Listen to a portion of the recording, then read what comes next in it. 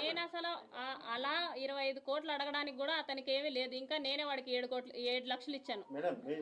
అది నా వాయిస్ కాదు. ఒక చిన్న గవర్నమెంట్ ఎంప్లాయీ, బట్ మీరు అక్కడ మీ ఇల్లు కావచ్చు, మీరున్న ప్రాపర్టీస్ కావచ్చు, దాదాపు బానే ఉన్నాయి, బానే కనిపిస్తున్నాయి. ఇవన్నీ ఎలా వచ్చినాయి మేడం? మా ఫాదర్ ఎండిఓ అండి. ఓకే, అంటే 3 కోట్ల రూపాయలకి సంబంధించినటువంటి అవినీతికి సంబంధించి 3 కోట్లకి అవినీతి చేశారు అని చెప్పినటువంటి మాటలు సాక్ష్యాలేవి మేడం? సాక్ష్యాలేవి. ఇప్పుడు నా దగ్గర ఎంక్వైరీ, రీ ఎంక్వైరీ కూడా చేశారు 2 సార్లు, పేపర్లో వచ్చినాయి. కానీ నన్ను ఎందుకు సస్పెండ్ చేయలేదు?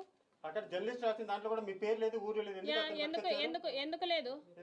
నా ఫోటో వేసాడు, పేరు లేదు, ఊరు లేదు అంటే మొత్తం నా ఫేస్బుక్ నా ఫోటో వేసాడు. పేరు వేయాల్సిన అవసరం లేదు కదా. సోషల్ మీడియాలో ఒకసారి పోస్ట్ పెడితే సోషల్ అది మీడియాలో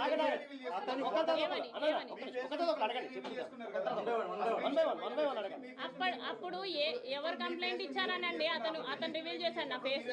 పోలీసులకు ఎందుకు కంప్లైంట్ ఇవ్వలేదు? అతను ఎవరు కంప్లైంట్ ఇచ్చాడు? నేను కంప్లైంట్ ఇచ్చానా? శ్రీధర్ కంప్లైంట్ ఇచ్చాడా? నా హస్బెండ్ కంప్లైంట్ ఇచ్చాడా? నాకు ఈ సమస్య ఉంది, నువ్వు పేపర్కి వేయాలి అర్జెంట్ గా అని చెప్పేసి నా హస్బెండ్ కంప్లైంట్ ఇచ్చాడా? నేను కంప్లైంట్ ఇచ్చానా? లేకపోతే శ్రీధర్ కంప్లైంట్ ఇచ్చాడా? ఎవరు ఏ వీడియో వేయమన్నారు? ఎవరు పేపర్ లో వేయమన్నారు జర్నలిస్ట్ ని?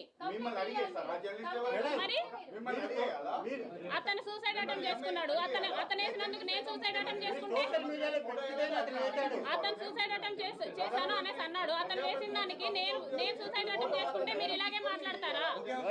మీరు ఇలాగే మాట్లాడతారా అంటున్నాను.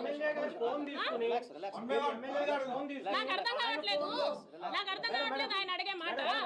ఆయన వేసినందుకు నేను సూసైడ్ చేసుకుంటే నువ్వు ఇలాగే మాట్లాడతావా? ఆయన వేసినందుకు నేను సూసైడ్ చేసుకుంటే, అతను వేసినందుకు నేను సూసైడ్ చేసుకుంటే నువ్వు ఇలాగే మాట్లాడగలిగేవాడు. నా పర్మిషన్ లేకుండా నా లైఫ్ లో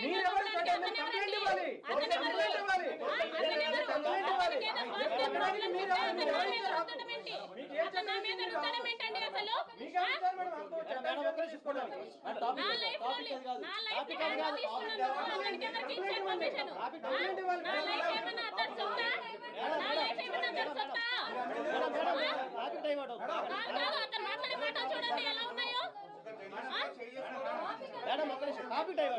కాదండి, నేను మాట్లాడుతున్నానండి.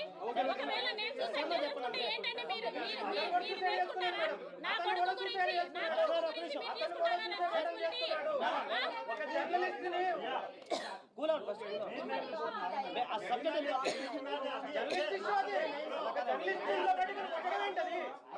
అంత ధైర్యం ఉన్నప్పుడు